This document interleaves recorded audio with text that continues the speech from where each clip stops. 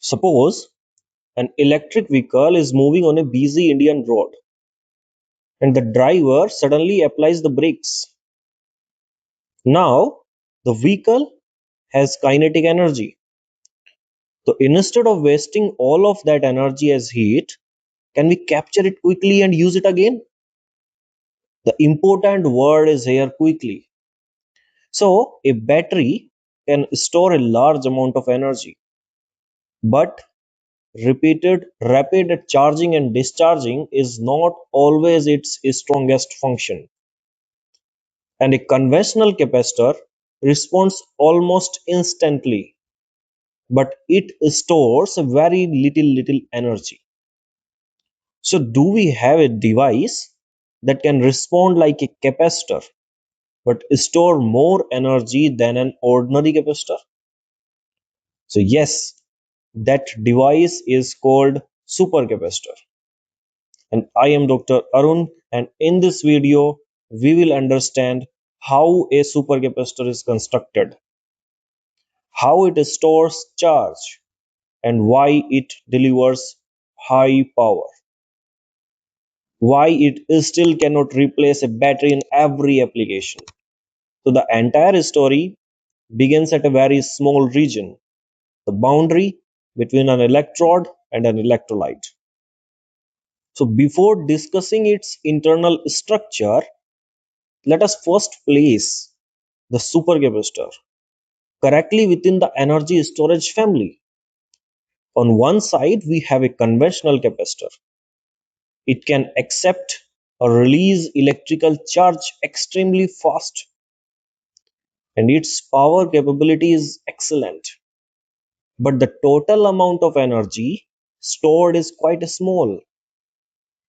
On the other side, we have a battery, and a battery can store much more energy and operate a device for a longer period.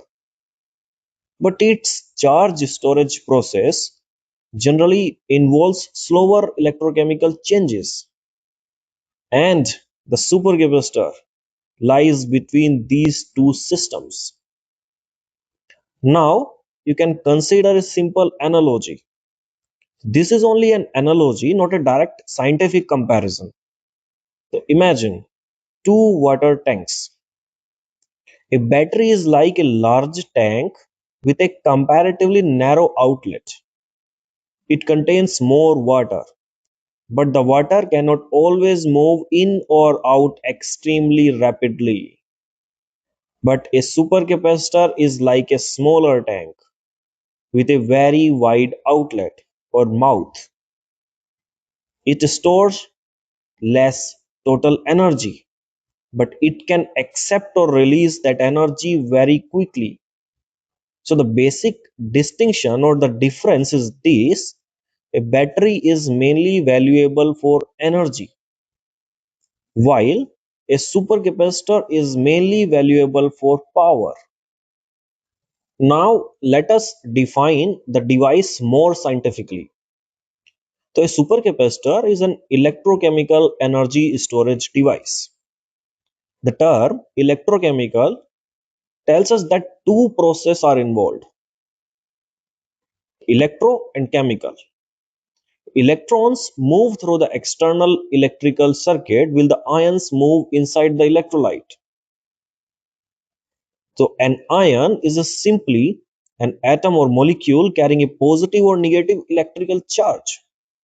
And the most important region inside this device is the electrode electrolyte interface. An interface means the boundary where the two different materials meet, and in this case it is a boundary between the solid electrode and the ion containing electrolyte.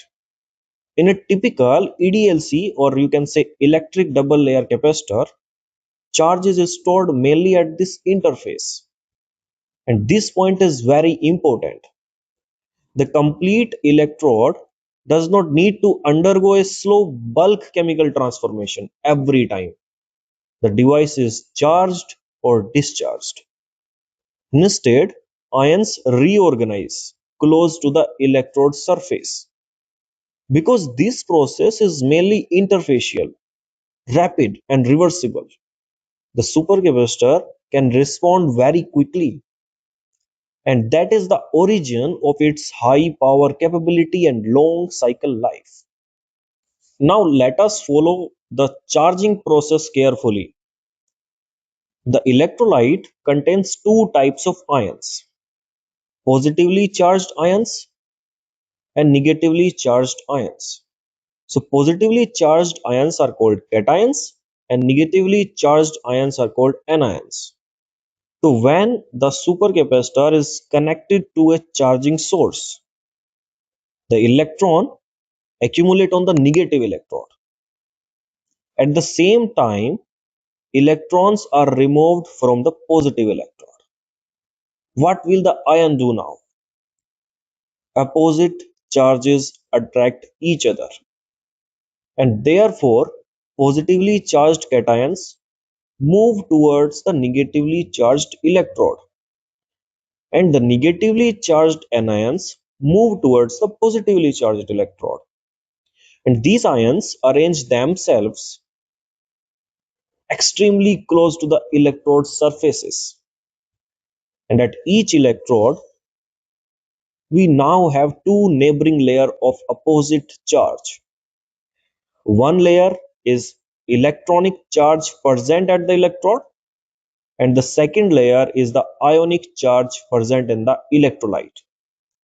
And this arrangement is called electric double layer or EDL.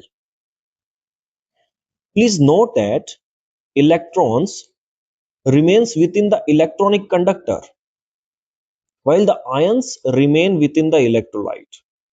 They approach each other across the interface, but they follow different pathways.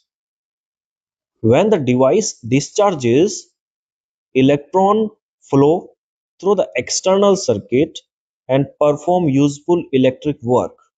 At the same time, ions move away from their charged interfacial arrangement. So charging creates an ordered ionic arrangement and discharging relaxes that arrangement. So now the charge storage mechanism is clear. So let us examine or investigate the physical components of the cell.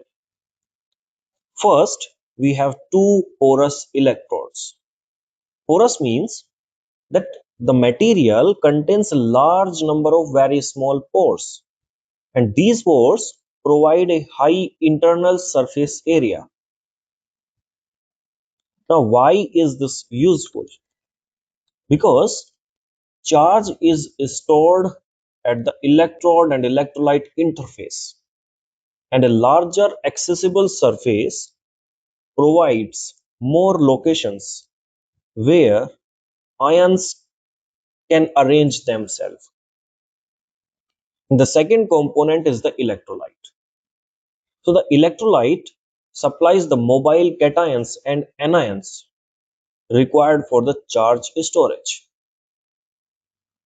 Between the two electrodes, we also have a separator, and separator performs two different opposite functions. It prevents the electrodes from directly touching each other because direct contact would create an internal short circuit. At the same time, it allows electrolyte ions to move between the electrode regions through the electrolyte. We also have current collectors. Current collectors carry electrons between the porous electrodes and the external circuit. Therefore, always remember these two pathways. Electrons move through the electrodes and current collectors and external circuit, but ions move through the electrolyte and separator.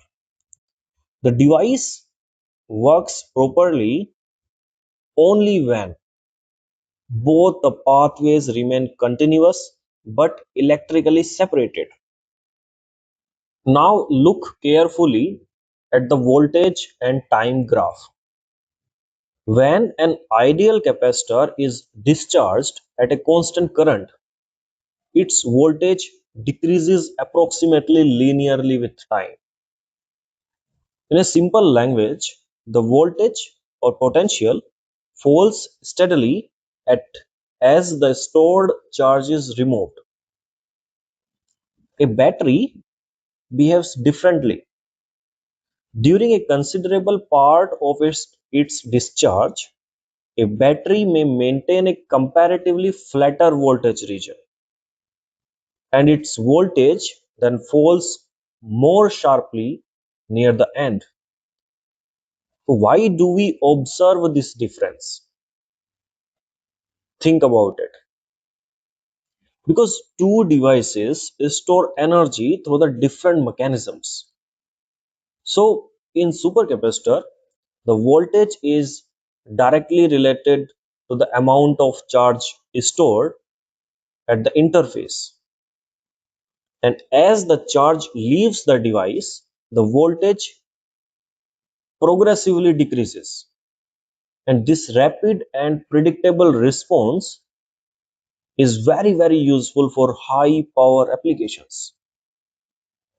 But it also creates an engineering requirement.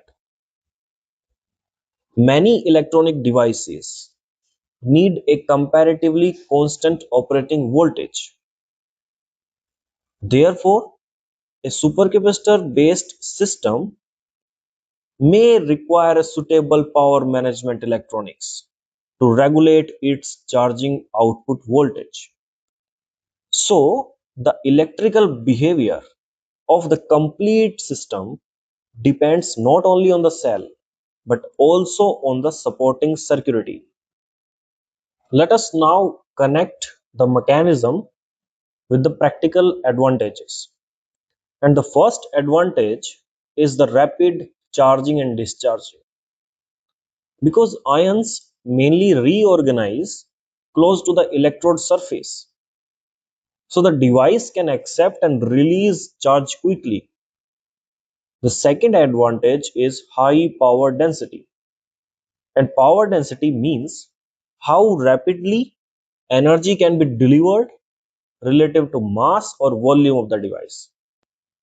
The third advantage is a long cycle life. And a cycle means one complete charging and discharging process.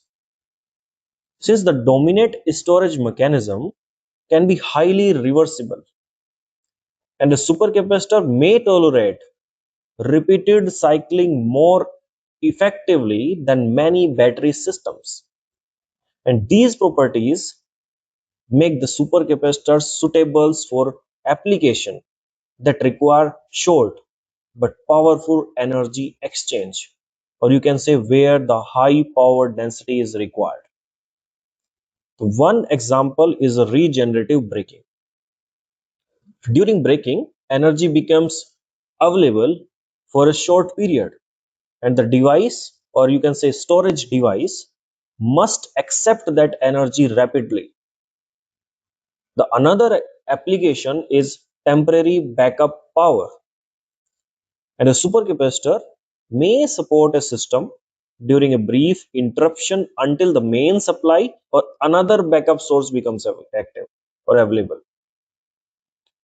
It can also help in power smoothing.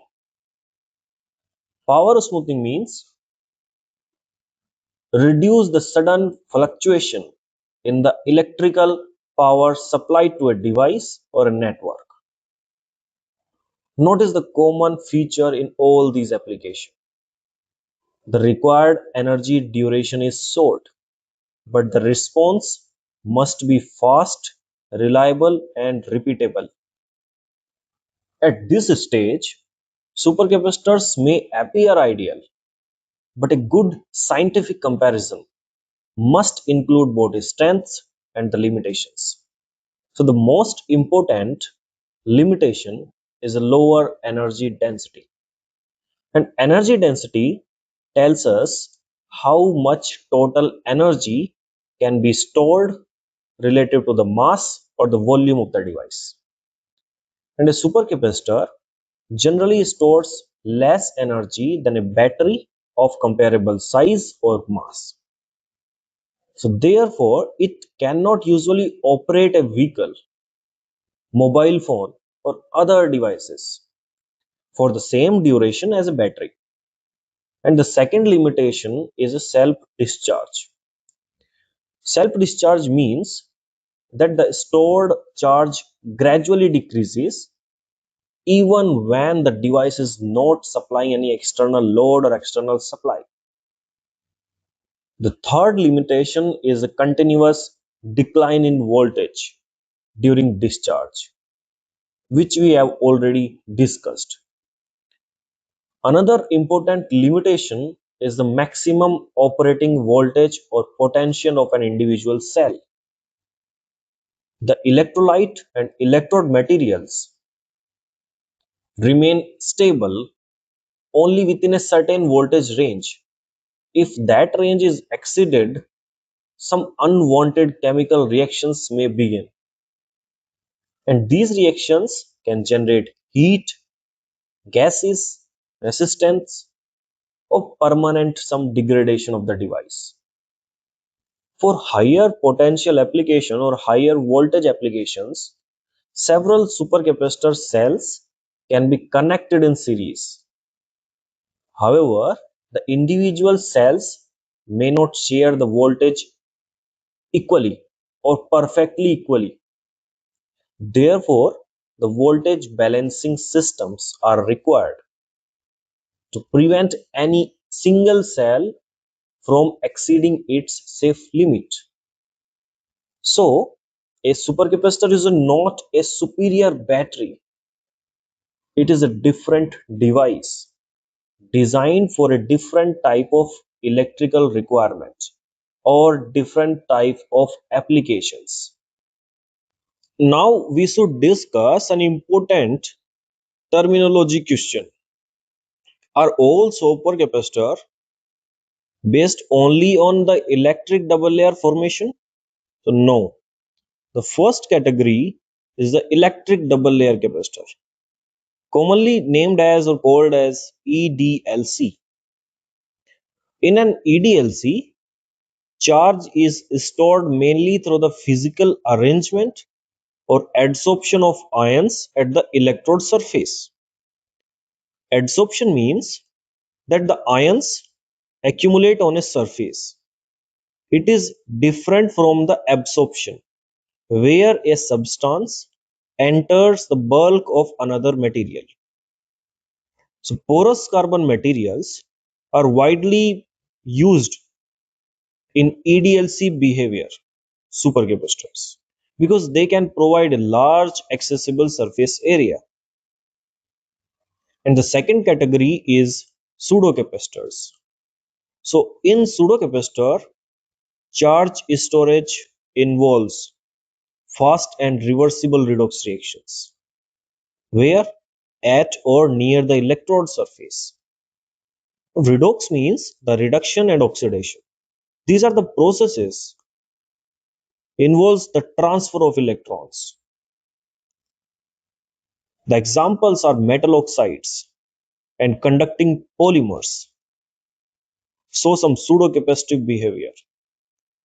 And the third category is hybrid capacitor.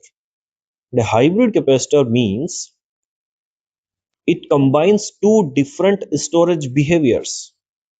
One electrode or process may behave capacitively, and the another may show battery-like or redox-based behavior. You may also hear the terms supercapacitor, ultracapacitors, and electrochemical capacitors. And these words are sometimes used interchangeably. But from a scientific point of view, the most accurate descriptions should be based on the actual charge storage mechanism. So let us now bring the complete discussion together. So a supercapacitor is an electrochemical energy storage device in which charge can be stored rapidly at or near the electrode electrolyte interface. In an electric double layer capacitor, positively and negatively charged ions arrange themselves close to positively charged electrode surfaces. And this process is rapid, reversible, and mainly interfacial. And because of this mechanism, a supercapacitor can provide high power, rapid charging and discharging, and long cycle life. However, its energy density remains lower than that of the typical battery. Therefore, the question should not be which device is universally better. That question is actually scientifically incomplete. The correct question should be, what does the application require? Does it need a large quantity of energy for several hours? Then a battery is generally more appropriate.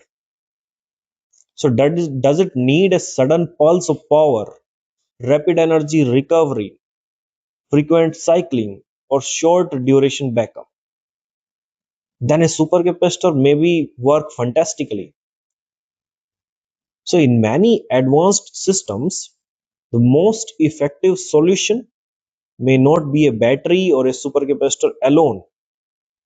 The two devices can perform complementary roles. So the battery can provide sustained energy while the supercapacitor manages rapid power fluctuations. And once this difference between energy and power is clear, the complete working principle of supercapacitor becomes much easier to understand.